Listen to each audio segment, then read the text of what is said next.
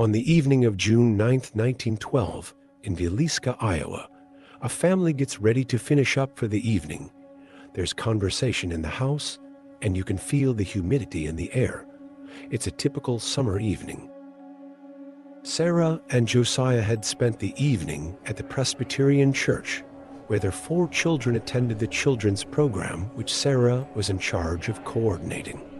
One of their daughters had invited over 2 friends, who were sisters from a neighboring family, to join them at church and sleep at the Moore's residence. The program ended at 9:30. After that, the family and 2 sisters proceeded to walk home, arriving around 9:45 p.m.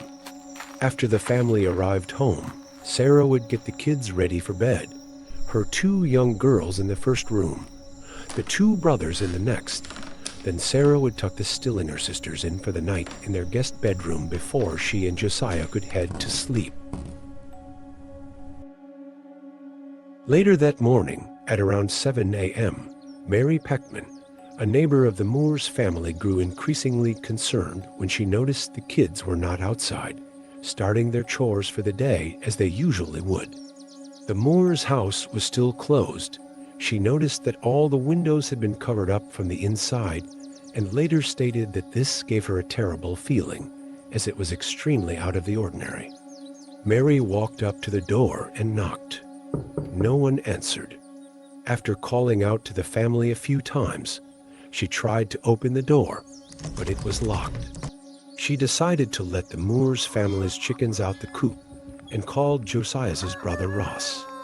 When Ross arrived, he also tried calling out to the family, but no response was received.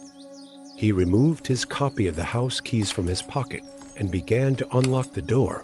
As he put the key into the slot, he had a cold feeling extend throughout his body. He opened the door and walked inside. While nothing immediately grabbed his attention, he knew something wasn't right.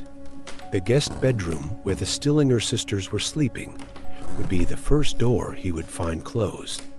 He places his hand on the doorknob, but there is hesitation in his step. He grabs tighter and begins to open the door. He would ultimately find Ina and Lena Stillinger's lifeless bodies. He quickly exited the house and contacted the sheriff, who arrived shortly after. Sheriff Horton's search of the house revealed that the entire Moore family and the 2 Stillinger girls had been bludgeoned to death. The murder weapon, an axe belonging to Josiah, was found in the guest room where the Stillinger sisters were killed. No trace of the murderer was ever found, other than 2 cigarette butts in the closet and the brutal crime scene.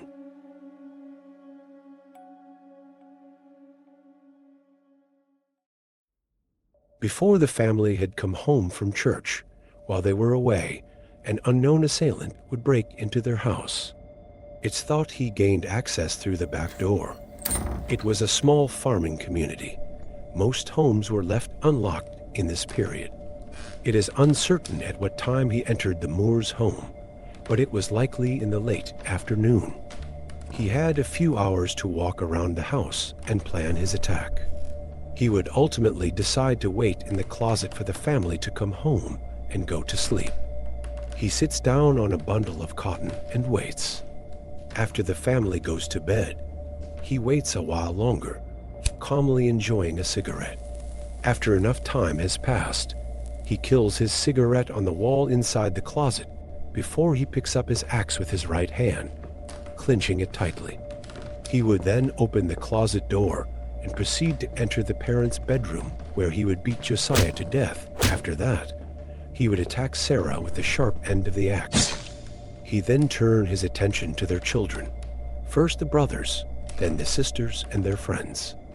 Lena, at just 12 years old, would awaken during the incident and try to fight off her attacker, but she would also be overpowered.